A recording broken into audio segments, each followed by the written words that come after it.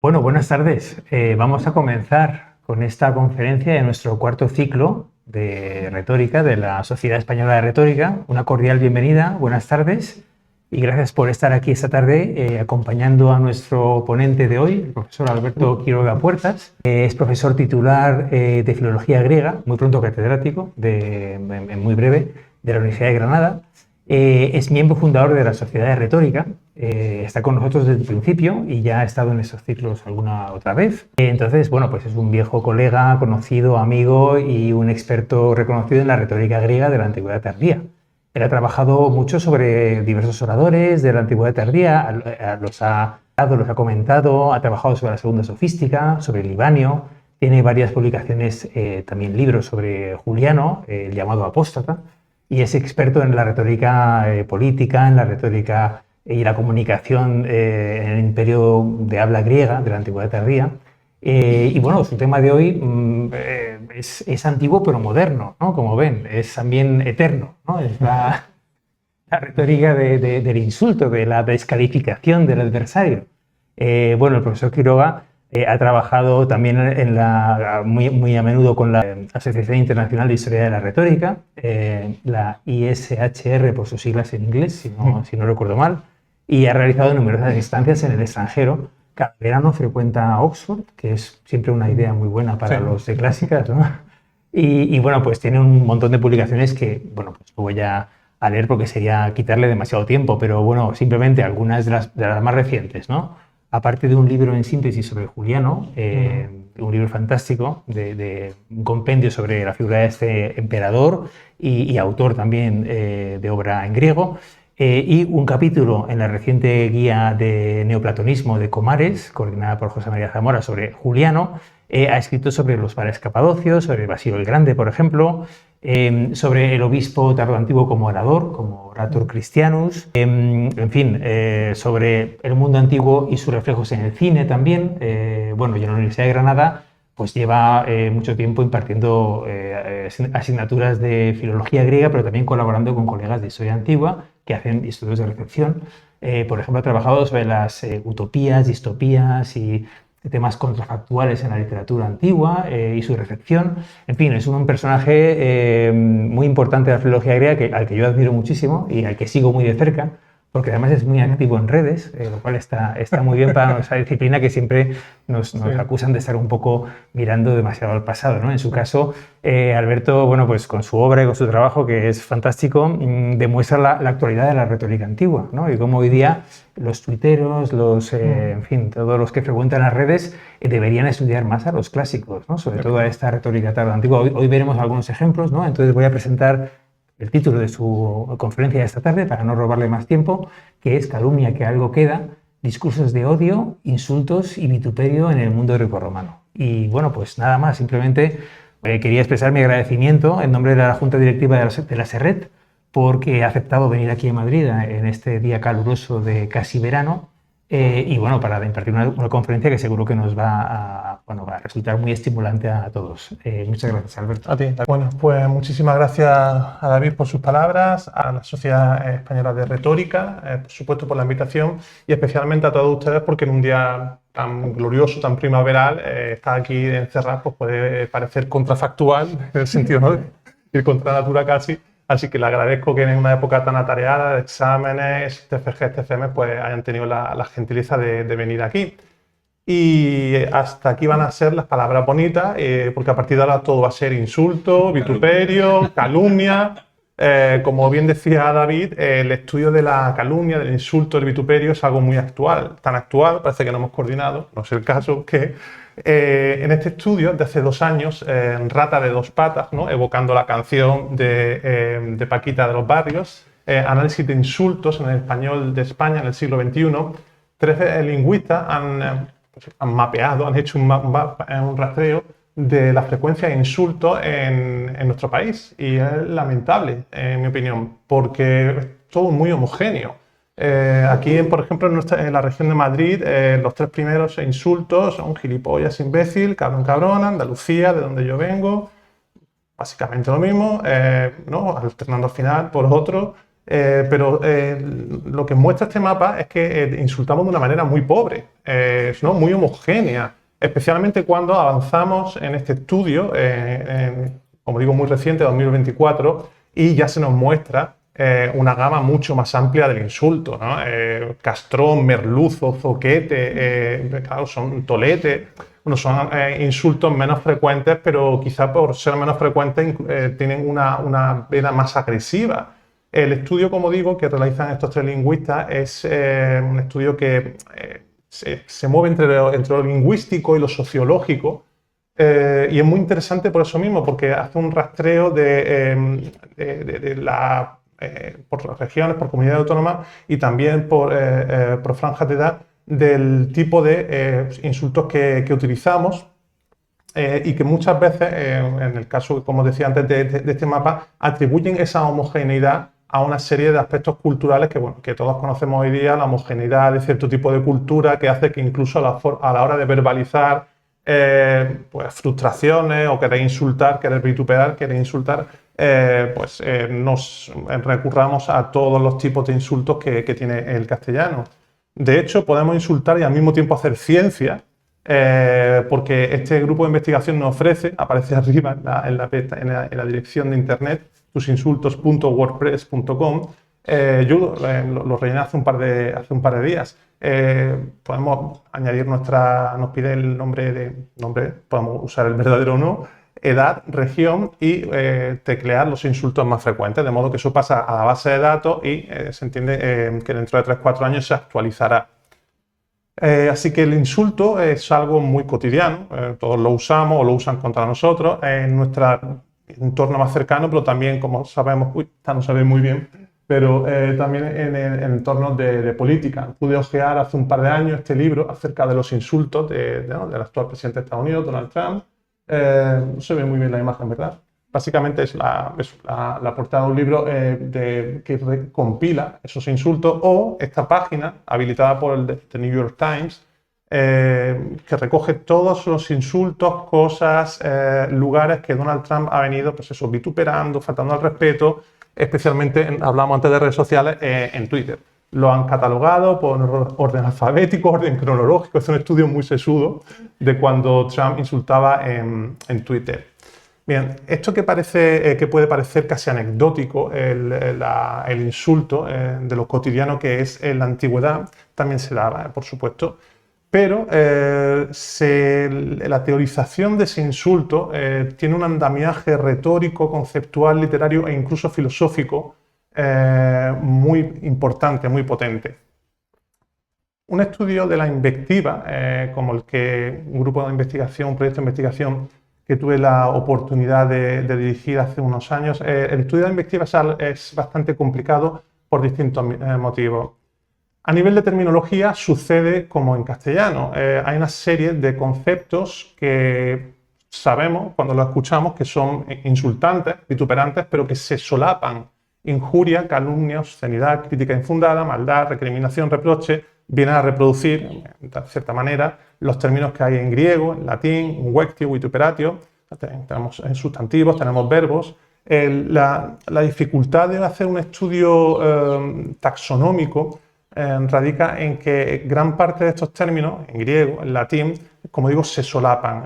Sucede como en castellano. Una calumnia puede comportar una injuria, pero a lo mejor una obscenidad no es una injuria. Una crítica infundada puede ser una obscenidad también, pero a lo mejor no es una recriminación. En cualquier caso, sabemos que estos términos se mueven en el ámbito, en la esfera del insulto, del querer agredir verbalmente, hacer daño a una persona con las palabras. Lo mismo sucede con el formato, con el género literario. Tenemos la invectiva retórica, que es quizá la forma más elaborada de insulto de la antigüedad, lo que en griego viene a ser un psogos o una vituperatio, un invectio en latín. Y luego otros géneros más breves, más acotados, la sátira, el jambo, el mimo, que era una especie de teatro un poco más burdo en época imperial y época tardantigua, el diálogo de Luciano Samosata, al que volveremos más adelante, el spudogelaion, que es un género, una mezcla entre lo serio y lo cómico, el género de lo serio cómico que tanta tanto predicamento tuvo entre los filósofos cínicos en la antigüedad, tanto época helenística como época imperial, o distintos soportes, ¿no? Graffiti, las tablas de ficción, ¿no? Esas tablas principalmente de bronce sobre las que se escribía un nombre para hacer un conjuro mágico de modo que hiciera daño a la persona a la que iba dirigida. Y también hay problemas a la hora de ubicar con precisión el ámbito en el que se mueve, en el que se activan esta terminología y estos géneros o subgéneros retóricos-literarios. Contamos, por suerte, con algunas referencias que nos ayudan a ubicarlo y podemos decir que en el periodo clásico, la transición del periodo clásico al helenístico, casi siempre el insulto, el vituperio, se ubica en el ámbito de la acción política, en el sentido etimológico del término, y de lo cívico. Dos ejemplos de los muchos que hay. Platón en las leyes, ¿no? Tiene estos tres interlocutores hablando acerca de cuál sería el mejor proyecto político para una posible fundación de una nueva ciudad, y en un momento dado, si no recuerdo mal, creo que es el ateniense quien dice, ¿no?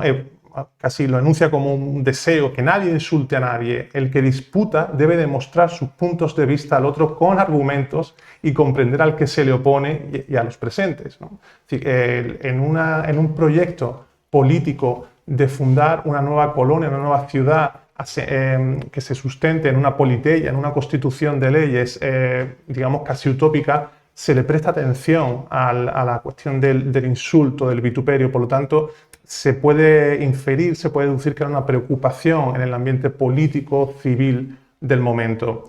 En el caso de la retórica de Aristóteles, la retórica es un manual, muchas veces, yo comento a los estudiantes en Granada cuando imparto clases de retórica, es un manual, es verdad que no permite o no anima a una lectura de seguido, pero es un libro, es un compendio de un catálogo de emociones, muchas veces, sobre todo el libro segundo, tercero, y que cuando habla, por ejemplo, de la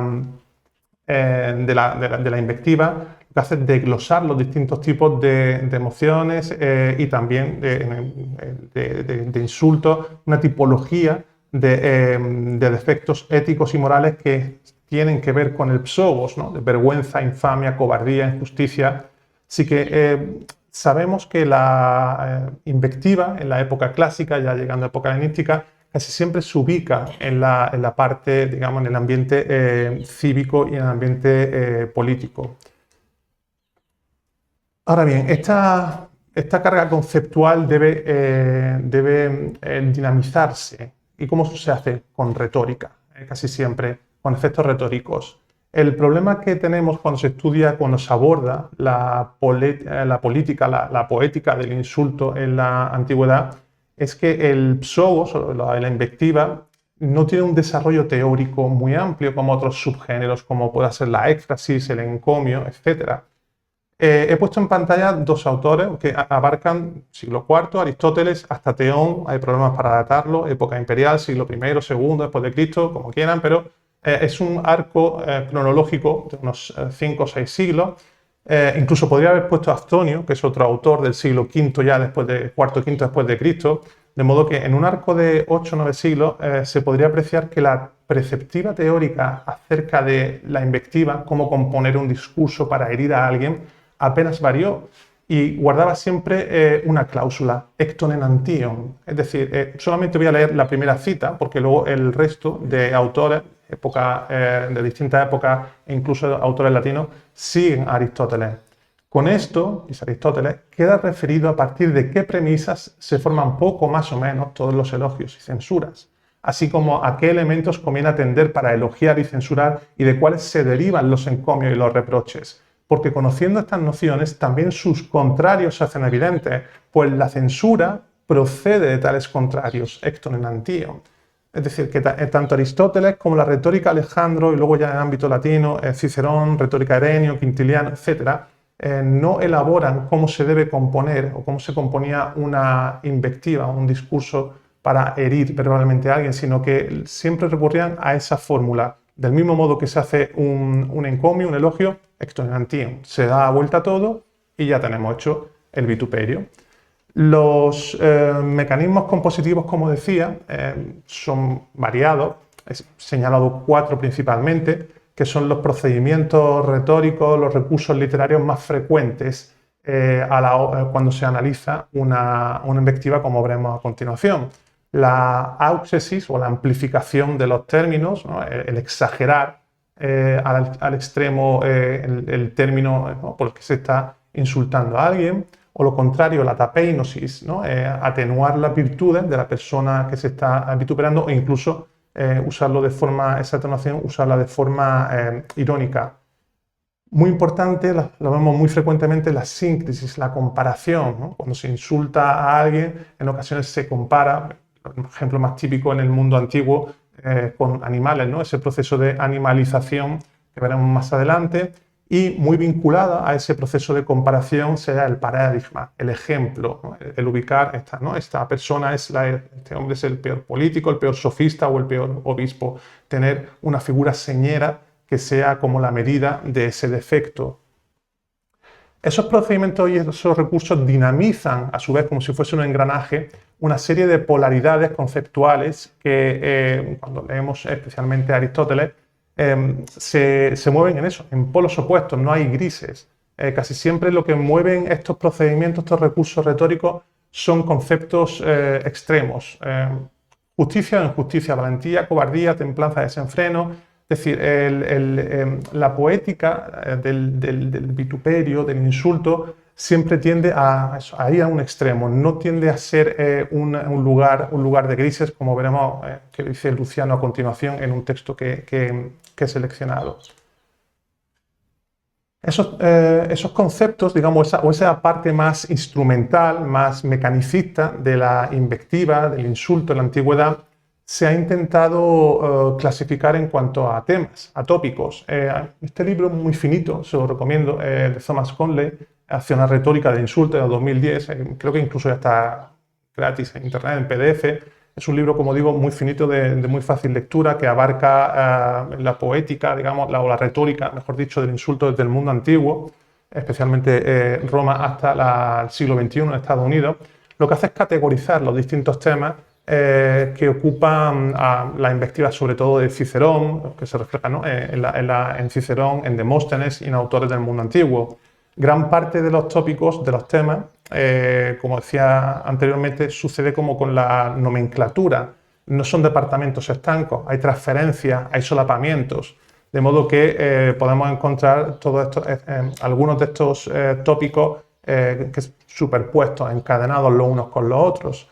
En cualquier caso, casi todos son de uso corriente, ¿no? Estamos hablando de la última semana, mala gestión financiera, desfalco, ¿no? Y otros muchos tópicos que sabemos que suceden día a día o que se dan día a día para insultar el aspecto físico, la vestimenta, cuestiones de conducta sexual o ya defectos que tienen más que ver con la ética, la moral, la contención, ¿no? Gula, borrachera, hipocresía.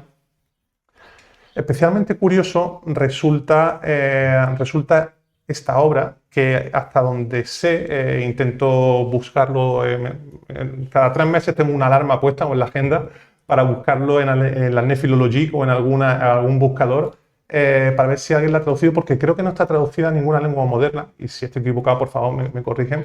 Es una obra en griego de Suetonio, el dictador Suetonio, que se ha conseguido, como reza en la portada, que se ha compilado a partir de extractos, ¿no?, de obras bizantinas, y que va acerca de los insultos en griego. Y es una obra que aspira a hacer lo que ha hecho ese libro de Conley. Después de una breve introducción, ¿no?, per blasfemion cae pozen gecaste, ¿no?, acerca de los insultos, ¿no?, y el origen de cada uno de ellos, después de una breve introducción, categoriza los insultos según están dedicados a hombres intemperantes, a mujeres, y a partir de ahí hay una entrada que contiene una muy breve definición y en ocasiones un ejemplo de alguna obra clásica en aquel entonces. Como veo gente joven por aquí, es un tema de TFM, TFG o de tesis doctoral muy interesante, si podéis abordarlo, porque insisto en que creo, hasta donde sé, no hay traducción a ninguna lengua moderna, y es un texto muy interesante a nivel léxico, semántico, conceptual, a todos los niveles. Bien, Esta ha sido, digamos, una parte introductoria en cuanto a los mecanismos compositivos, a la estructura al armazón conceptual, léxico de la invectiva, del insulto en el mundo antiguo. Lo que voy a presentar ahora son algunos ejemplos, dos en concreto, de dos autores que son, digamos, señeros, muy conocidos en el ámbito de la filología clásica, en Galeno y Luciano, a partir de dos términos. En primer lugar, he seleccionado el concepto de feme, ¿no?, traducido como fama, que también en castellano puede dar calumnia, porque es un término que actúa como una especie, en la literatura antigua, tanto griega como latina, actúa como hiperónimo, engloba, tiene la capacidad de englobar gran parte de los otros términos que he referido anteriormente. Incluso en el propio imaginario cultural grecolatino, feme o fama tuvo una presencia muy, muy importante. Ya Hesíodo nos dice que era, ¿no?, que tiene un linaje divino y nos da algunas claves conceptuales de cómo se entendió feme en el sentido de rumor, calumnia en el mundo antiguo. Nos dice que, ¿no?, la mala reputación es ligera y muy fácil de levantar, pero dura de soportar y es casi imposible quitársela de encima. Ninguna reputación desaparece totalmente si mucha gente la corre de boca en boca, ¿no? Este efecto que tiene la calumnia, el insulto, de ser muy veloz, de ir adquiriendo inercia, velocidad, ¿no? Y nos dice que sin duda también ella es un dios. En el caso de Ovidio, este texto es muy bonito, no podemos leerlo, abordarlo por completo, pero es un texto precioso en la Metamorfosis, donde nos dice que Fama vive en una especie de intermundo entre lo etéreo, lo terrestre y lo marítimo, y allí, en esa sede que tiene, nos dice, la Fama posee, ¿no?, una morada, una ciudadela con muchas entradas y muchos agujeros. De noche y de día está abierta, toda es bronce resonante, susurra, y la voz repite e itera lo que oye, ninguna quietud dentro y silencios por ninguna parte. ¿No? Viene luego el vulgo, van y mezclados con los verdaderos, los inventados deambulan, miles de tales rumores y confusas palabras revuelan. Allí reside la credulidad, el error, la vana alegría está en los consternados temores y la sedición repentina. Es decir, evoca un lugar, un constructo, como digo, que no tiene una sede física, pero que está llena de recovecos, de huecos, de agujeros por donde van resonando las palabras, los rumores, lo que se dice, van reverberando y adquiriendo una mayor magnitud. Esa es la concepción que se tenía en la antigüedad de Fama, o mucho más, así famoso, más ilustre, más conocido, es el episodio del canto cuarto de la Eneida. Poco después, o justo después de que Dido y Eneas consumen su romance, Fama, ¿no?, que Virgilio la pinta como un ser monstruoso teratológico, va, digamos, divulgando lo que ha sucedido por las grandes ciudades de Libia. Nos dice que es veloz de pies, de raudas alas, horrendo monstruo, enorme, cela bajo las plumas de su pecho, maravilla decirlo, igual número de ojos siempre alerta, tantas sus lenguas son, tantas como su boca vocinglera y su oreja erizada. De noche se desliza con estridente vuelo entre el cielo y la tierra por la sombra y no rinde sus párpados ni un punto al dulce sueño. Es decir, nos lo presenta como un ser monstruoso, teratológico, teramórfico, que constantemente está pendiente y alerta.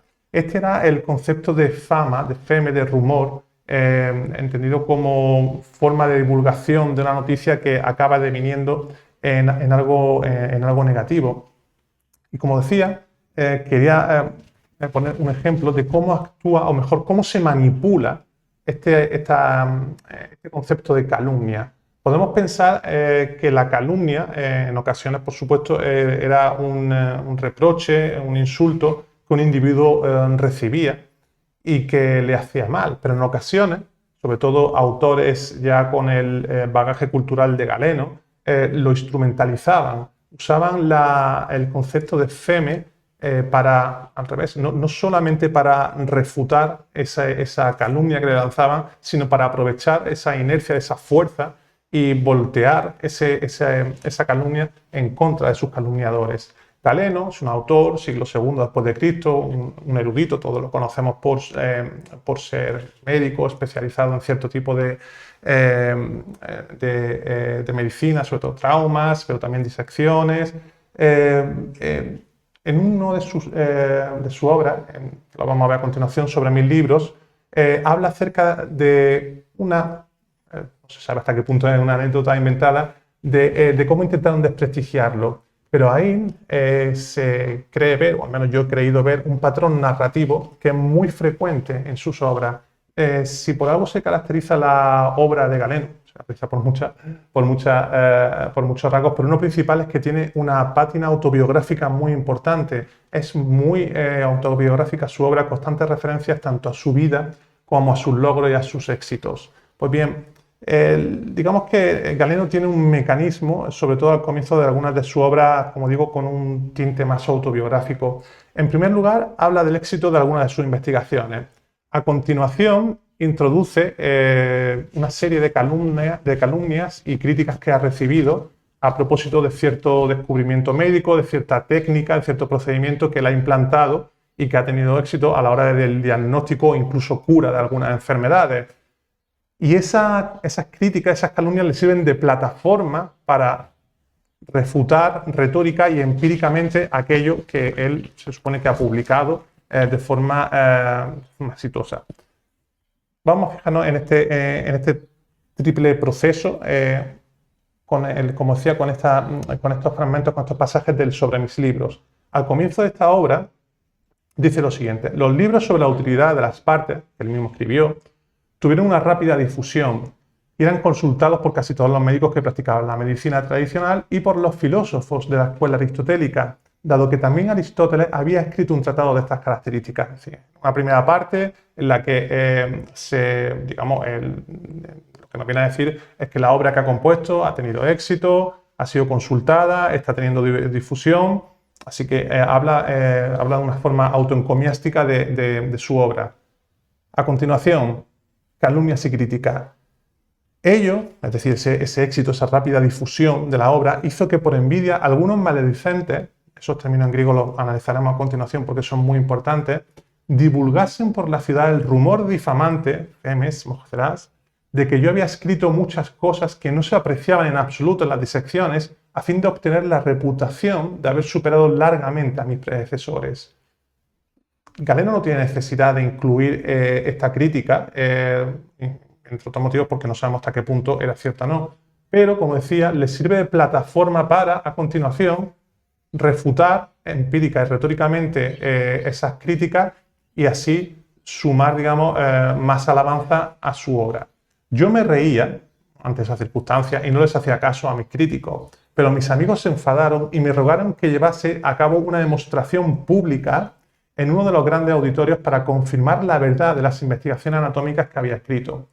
Como al principio no me dejé convencer, esto es muy típico de Galeno, al principio casi siempre dice al principio que no y luego es forzado, casi siempre usa el verbo anankatsumai, ¿no? Soy forzado a. Los muy envidiosos, sus críticos, creyeron que yo simulaba arrogancia por miedo a recibir críticas. Así pues, obligado por mis amigos, demostré públicamente durante varios días que no había cometido ningún fraude y que eran los que me precedieron los que habían ignorado muchas cosas. Es decir, se aprecia como ese triple proceso que describía de relatar, referir un éxito profesional, traer a colación unas críticas y usar esas críticas para engrandecer aún más, si puede, su propio éxito. De modo que aquí Galeno es una persona bien formada en la paideia, en la cultura del momento, conoce gran parte, está muy versado en el ámbito de la retórica, de la oratoria.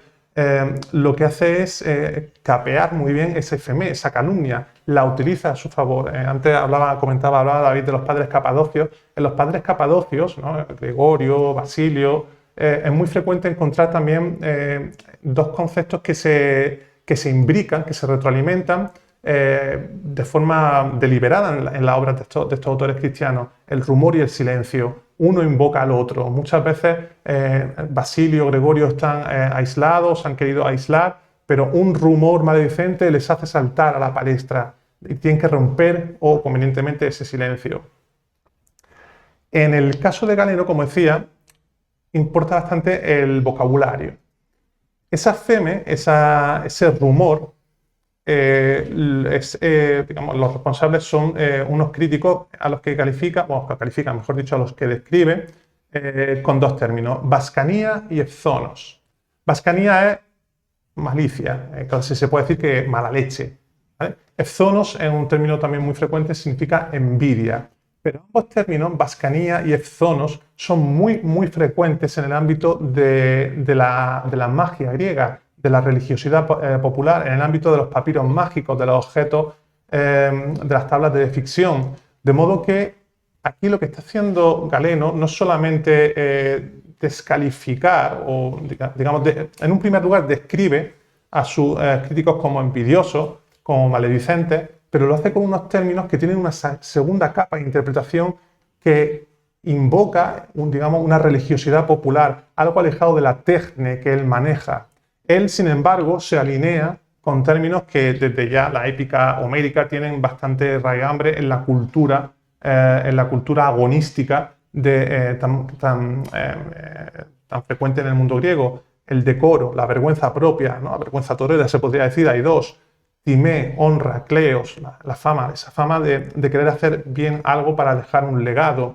De modo que en este breve pasaje, insisto, lo que hace Galeno es alinearse él mismo con una tradición conceptual que tiene sus raíces, que hunde sus raíces en el pasado glorioso de la cultura helena, como buen Pepaidómenos, como ven ilustrado de la segunda sofística que era, mientras que sus enemigos, como digo, los ubica más bien en el ámbito de la magia, de la superchería, de aquello que está alejado de la tecne.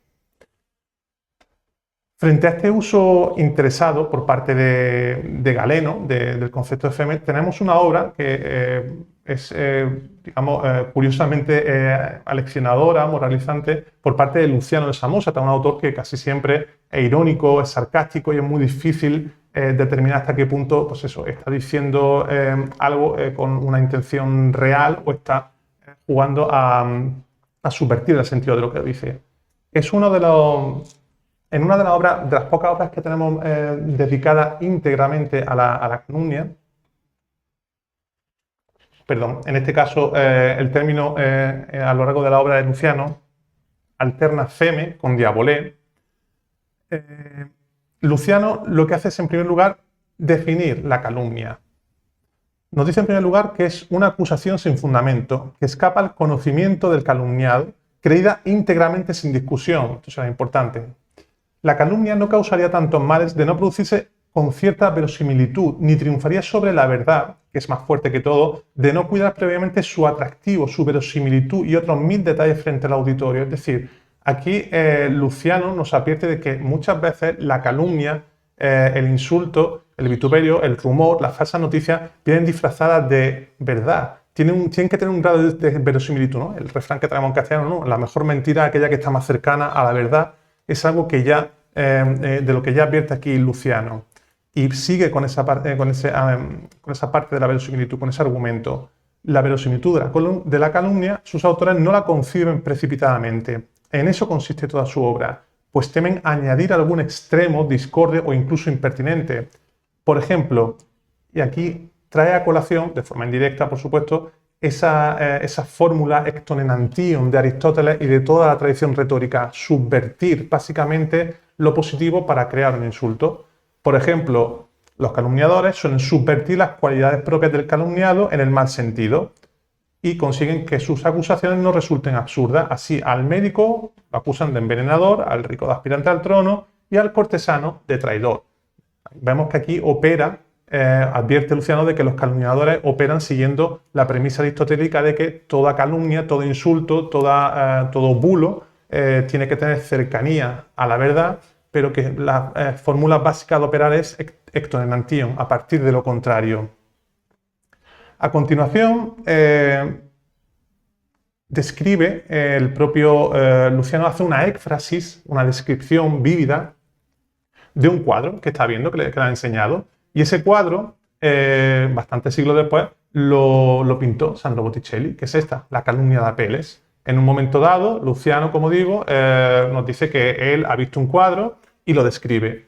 Y ese cuadro, como digo, pintado posteriormente Botticelli, lo que hace es ilustrar con ese subgénero retórico tan bonito que es la éfrasis, ¿no? La descripción, los elementos principales que actúan en una calumnia. Nos dice Luciano lo siguiente.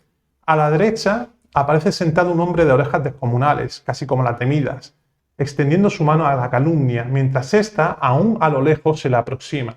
En torno a este permanecen en pie dos mujeres, a mi parecer, la ignorancia y la sospecha. Ya empieza a dar nombres de los elementos principales que coayudan a Femé, a Diabolé, a la calumnia y al insulto.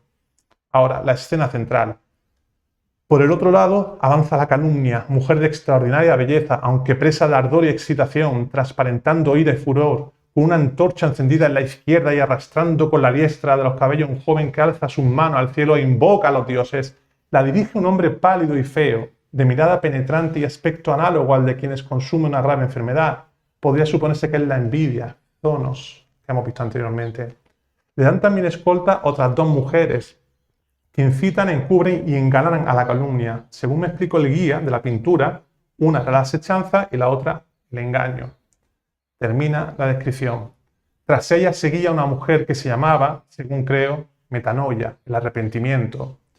En efecto, volvíase hacia atrás, llorando y llena de vergüenza, dirigiendo miradas furtivas a la verdad que se aproximaba. La metanoia habitualmente se presenta de esta manera en el Renacimiento, en el Barroco. Hay bastantes obras, digamos, hay bastantes cuadros y bocetos en los que siempre es una figura que mira hacia atrás, evocando el pasado que pudo ser pero que no fue. ¿Qué conceptos activa aquí Luciano? Por un lado, en torno a Diabolé, tres principales. Por un lado, la agnoia. Al comienzo de la obra y al final, en una composición, una ring composition, una composición anular, menciona muy frecuentemente la ignorancia como responsable de la calumnia. Insisto, tanto al comienzo de la obra como al final. Nos advierte de eso, hay que tener cuidado con la ignorancia. La envidia, ya lo hemos comentado antes, es Zonos, ¿no? Ese concepto que también tiene vínculos muy importantes con el ámbito de la religiosidad popular, de la magia, con el mal de ojo, etc. Pero lo que me resulta a mí personalmente más interesante de la obra de Luciano es que parte de la responsabilidad de la calumnia y del insulto radica en el calumniado, radica en nosotros, la colaqueya, la adulación. Muchas veces nos dejamos mentir o nos creemos una noticia porque nos sentimos adulados, ya sea personalmente porque destaquen alguna característica, alguna virtud que tenemos, o bien porque lo que se diga, el calumniador, se alinee, tengan que ver con nuestras creencias. De modo que aquí Luciano, insisto, parte de la premisa de que la calumnia tiene un componente de ignorancia premeditada muy elevado, pero luego la parte de adulación, ahí sí que es verdad que señala al calumniado y le advierte, como veremos a continuación, porque el tratado termina, como decía, retomando el concepto de agnoia, de desconocimiento, pero evoca un pasaje muy conocido, un pasaje homérico, ¿no? de Odiseo, ¿no? Que se ponen los tapones en las orejas, ¿no? En los oídos, para que el canto de la sirena no lo encante, no lo persuada. Y añade, cuando se acerque alguien contando asuntos de esta naturaleza, es preciso investigar el hecho en sí mismo, sin considerar la edad del que habla, ni su antecedente, ni su ingenio oratorio, pues cuanto más convincente resulta, tanto más minuciosa ha de ser la investigación. Por consiguiente, no hay que confiar en el juicio ajeno, y menos aún en el prejuicio del acusador, sino reservar para uno mismo la investigación de la verdad, haciendo regresar la envidia al calumniador y esclareciendo con pruebas la intención de ambas personas, y en consecuencia odiar o amar al sujeto de la prueba. En este tratado, que como digo de Luciano, que es muy breve, se nos da una definición inicial, se describen los componentes básicos que hay en una calumnia y en el insulto, ¿no? Los que figuran en el cuadro que él mismo presenció y que luego Botticelli pintó, el engaño, el arrepentimiento, y nos da el antídoto. De modo que como digo, es una obra, de hecho algunos especialistas consideran que no es de Luciano, porque Luciano suele ser bastante más irónico, como decía, más sarcástico y no tan pedagógico, pero es una obra que merece la pena leer porque la podemos aplicar a cualquier contexto actual. Para ir poco a poco concluyendo, no quiero tampoco aburrir. ¿Qué ¿Qué posibilidades de estudio ofrece o puede ofrecer la invectiva, el insulto, el estudio, el análisis de la invectiva, el insulto en el mundo antiguo? Casi todas las posibilidades tienen sede retórica. Es verdad que la retórica se puede utilizar no solamente como un catálogo en el que encontramos una serie de conceptos, anáfora, epanáfora, analepsis, sino que son mecanismos compositivos, son patrones cognitivos. Yo en clase, a veces me emociono con los estudiantes, les digo que la retórica es como el tejido del pensamiento, el tejido de la realidad, porque es una estructura que nos dice o que desarrolla el pensamiento, que ayuda a desarrollarlo. Bien, con esa sede retórica se puede estudiar la calumnia, el vituperio, el insulto, incluso los bulos, las falsas noticias, a partir de los estudios de cortesía y descortesía. Es decir, cómo se producían las interacciones sociales. Aquí nos ayuda, en este ámbito en concreto, nos ayuda bastante la lingüística pragmática. La hibridación genérica. Anteriormente decía que las formas, las manifestaciones literarias del insulto, del vituperio, son muy variadas y muchas veces interactúan unas con otras, o incluso el análisis del discurso que se podría aplicar a obras como las de Luciano. Otra vertiente más cultural, pero igualmente interesante, la exploró ya hace unos años Umberto Eco en esta monografía, muy breve también, pero muy sintética, pero que habla acerca de la construcción del discurso de alteridad cultural en la actualidad. Es verdad que algún guiño lanza a Demóstenes, a Cicerón, a autores clásicos, pero se centra en cómo en la actualidad, final del siglo XX, principio del XXI, se construye al enemigo, ¿no? El discurso de alteridad cultural, muchas veces, antes hablaba de la síncresis, ¿no? De la comparación. Pues bien, muchas veces cuando hacemos una comparación, esa comparación, habitualmente las comparaciones tienen dos términos, muy raro que haya una comparación que acabe en igualdad, casi siempre una queda mejor que otra. Umberto Eco se centra en ese último aspecto, en por qué en algunas comparaciones, cuando construimos al otro, lo hacemos casi siempre de forma peyorativa, insultante, denigratoria, y él señala una serie de topos, ¿no? de topos retóricos que son los más frecuentes y que, ¿no?, todos podemos reconocer en discursos de odio, en insultos, en bulos, ¿no? Hoy día, el lugar de nacimiento, la lengua materna, el tipo de vida que lleve una persona, diferencia entre los enemigos, ¿no?, de dentro y de fuera, extraliminar e intraliminar, extranjeros, religión, etc. Como digo, aquí Umberto Eco no profundiza mucho en las fuentes clásicas, pero sí que nos puede servir como punto de partida para realizar un estudio de la invectiva antigua como un discurso de alteridad cultural que acaba convirtiéndose en ocasiones en discursos de, bueno, digamos, no discursos de odio en el sentido que entendemos hoy día, pero sí en discursos que contienen una capa de invectiva importante. Quería terminar con esta nueva imagen de este grabado de Durero, porque también se corresponde con una éxtasis de Luciano. En un diálogo muy breve que tiene Luciano, Heracles nos cuenta que él vio un cuadro, aquí Durero lo ha representado, en el que había una figura que era Heracles. Claro, si vemos la figura, hay una simbología no casa muy bien con la simbología hercúlea, sobre todo no por los pies alados y el caduceo. Resulta que es Ogmios. Ogmios era, le explican a Luciano en una nueva visita a un museo que hace, ¿no?, a una pintura, le explican que es el Heracles de la cultura celta. Y en la cultura celta le explican el dios de la elocuencia no era Hermes, que es como lo vemos aquí representado, ¿no? En la cultura griega, Hermes, ¿no?, en una de sus vocaciones es el dios de la elocuencia, sino Heracles, porque se entiende que a su fuerza ya física natural se le suma, un Heracles ya, ¿verdad?, nos dicen en la obra un poco otoñal, un poco más maduro, se le suma la experiencia de saber hablar, de saber persuadir, de saber convencer. Y nos dice la capacidad de ser un Hermes casi psicagógico, psicapompo, ¿no?, de guiar, ¿no?, con su elocuencia, de guiar a todo tipo de personas. Así que comenzaba la charla con Paquita la del barrio. Quiero terminar con otro cantante que habla acerca de la invectiva, Rodrigo Cuevas. Más temo una mala lengua que a las manos de un verdugo, y un verdugo mata a un hombre y una mala lengua mata a un mundo. Muchas gracias.